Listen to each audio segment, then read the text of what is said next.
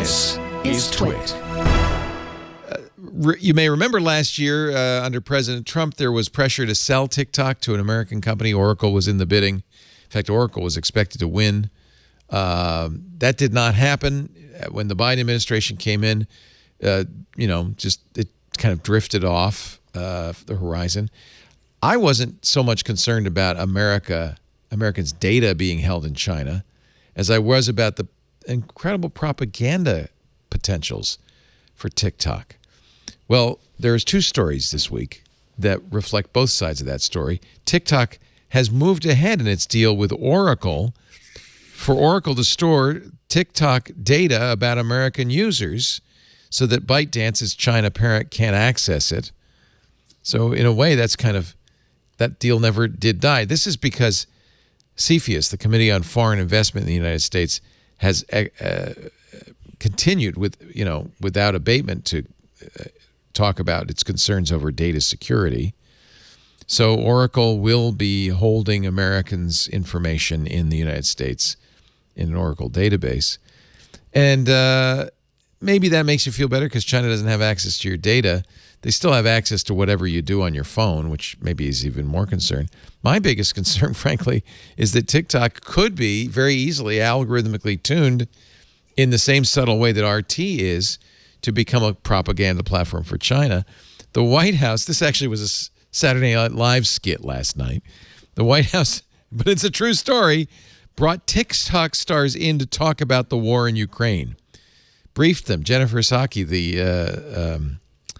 the press secretary, briefed influencers about the United States' strategic goals in the region. No, my son was not included in that, although he had more followers than a lot of these TikTok influencers. I'm just saying, somebody recorded the call and you could listen in on it, and it was a fairly, it wasn't exactly a deep inside briefing, but I think it was very much an attempt by the Biden administration to get these TikTokers to espouse the American point of view on their channel. Khalil Green, 21, a creator with more than 534,000 followers on TikTok, said he wasn't surprised when an invitation arrived in his email inbox. This is from the Washington Post. People in my generation get all our information from TikTok. He said it's the first place we're searching up new topics and learning about things. I guess you got to go where the kids are. I wonder if Jen Psaki said, "Hello, fellow kids." Some of the creators said it wasn't a lot of information in there. Jules Turpak, a Gen Z content creator who does essays about digital culture, said the White House decision to engage creators such as she was essential in helping to stop the spread of misinformation. Those who have an audience can ideally set the tone for how others decide to assess and amplify what they see online. I'll do the propaganda thing if you want me to. I don't know. What do you think of this? This is a story I would not have thought I'd be telling you about a year ago. Well, there has been proof that in Europe, actually, that influencers were paid to distribute negative messages around COVID vaccinations. Right, so, right. They can be used for propaganda. I'm not sure I agree that, kids go to TikTok to get all their information. I mean, there's a difference between, learning how to do a dance and, making a really tasty cheese toast than going and figuring out the war in Ukraine. But, maybe that's just me and my kid. I don't know. Lev Parnas's 22-year-old son, Aaron Parnas, is actually one of the TikTokers who was invited to the talk. Now, you remember Lev Parnas is a Ukrainian-born and businessman, associate of Rudy Giuliani's, helped Trump pressure Ukraine to investigate Biden and Hunter Biden. He was convicted in October on campaign finance charges. His son says, "I'm not my father." I love him, but I'm not my father. He apparently is posting a lot of information about nonstop news updates about Ukraine. He is, after all, Ukrainian by ancestry. On the night of Russia's invasion, he hosted TikTok live streams discussing the events to over 800,000 viewers. That's a much bigger audience than CNN or MSNBC. Yeah. Every day he's posted videos breaking down news about the war every 45 minutes. Interesting. A Ukrainian-born journalist who operates the TikTok channel Good Morning Bad News said he thought the overall tone of the briefing was too soft and officials dodged hard questions. The energy of the call felt like a press briefing for kindergartners.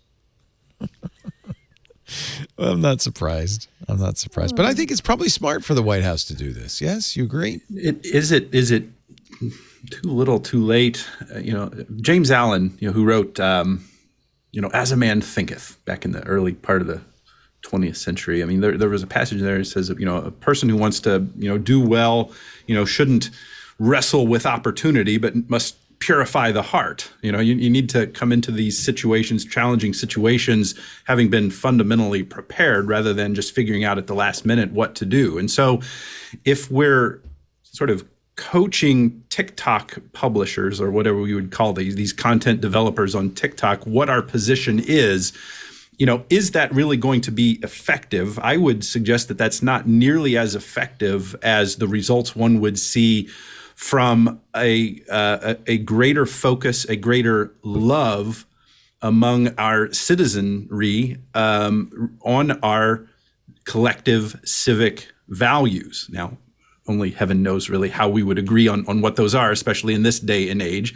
But things like a greater sense of patriotism, not nationalism, but patriotism, a more robust sense of our history, a well fortified sense of what our position in this global conflict is based on where we come from as a nation historically in all of these things. Now, I recognize it's a different challenge, and I don't want anybody to be hearing what I'm not saying, where one has to espouse sort of a radical America first agenda. But the point I'm trying to make is, ought there not be more done beforehand, before it gets to this point of having to just educate the TikTok crowd? In the IRC, there's been some discussion about the importance of educating our youngsters to recognize logical fallacies and to be able to think well. So it's things like that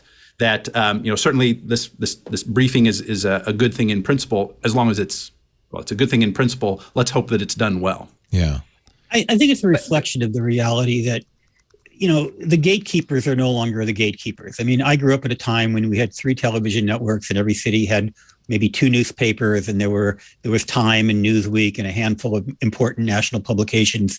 And clearly we're at a point where one can become a major influencer today with, as Leo pointed out, perhaps more viewers than CNN without having gone through any hurdles at all, without having any senior editor having anointed them or hired them, as happened with me early in my career when I got my first job at the LA Times. I mean, so the White House has to grapple with that. They have to come to the realization that you can't just have regular press briefings with accredited reporters. You've got to reach out to these people who collectively may have more influence than the people who are sitting in that press room. Taylor Lawrence's article quotes Ellie Zeiler, an 18-year-old TikTok star with, stand back, 10.5 million followers. She sees herself as a voice for young people and the growing contingent of news consumers getting information through social media platforms. I'm here to relay the information in a more digestible manner to my followers, she said. I would consider myself a White House correspondent for Gen Z. And at first I mocked that, but you know what? That's exactly what she is. She has more viewers than many White House correspondents do. Yeah. Many, yeah. Absolutely. I'm sorry, Carolina, go ahead. I was just going to say, nobody's actually asking the question of why this is happening, right? So we're going to try and manage creators on social media, but we are not wondering why people are turning to other channels to get their news. Yeah. And we are not doing anything to actually make those news channels, because I mean, obviously I'm European, I am and not just European, but I'm Italian. Television in Italy is not one of the best things. Then I spent 18 years in the UK, and love it or hate it, there is the BBC. Everything, I don't think that any channel in the world is not influenced by politics in one way or another. Some is more obvious, some are less. But the way that news are done in Europe is really more about the news, but not the commentary. And that's what I'm struggling in this country. There seems like a lot, and there are channels that are not quite to that extreme, but there's a lot of opinion that come with the news. More and more. That's what gets ratings. Absolutely. And ratings are everything in broadcast mainstream media. So yes, that's the strong tendency. So I totally agree with Larry about training and what you've been through. But then if that gets thrown out the window because there are other things at play, like ratings, like funding, like advertising, like everything else, then does your training really matter, right? If what you're saying is changed and manipulated by other factors, and people are turning to normal humans because they think that these people are more truthful or closer to the way that they see things, I don't know. Some ways, I think my training is counterproductive in the sense that, I haven't learned clickbait. I haven't learned how to sensationalize. I've just learned how to tell things the way I think they are. We have to write an article for Larry. 10 things you need to know before you start writing a blog post. You need a listicle. Number 6 will blow you away. It will blow you away. You won't believe number 7. I'll read that. 10 things Larry Magid never knew about writing a blog post. Exactly. No, you're right. You're ill-trained for this stuff. I have to say, I would say most of the young people I know get their news and information not from TikTok, which is really short form, but from YouTube. But there's a lot of very good, your kid's the same, a lot of really strong content on YouTube. And if you know the right person to follow, not PewDiePie, maybe even not Mr. Beast, but there are some really quality history and news, science channels on YouTube. And I think what I observe is people find the one that they really, and they're devoted. They very much pay attention to that. Watch it much more than they would watch television, for sure.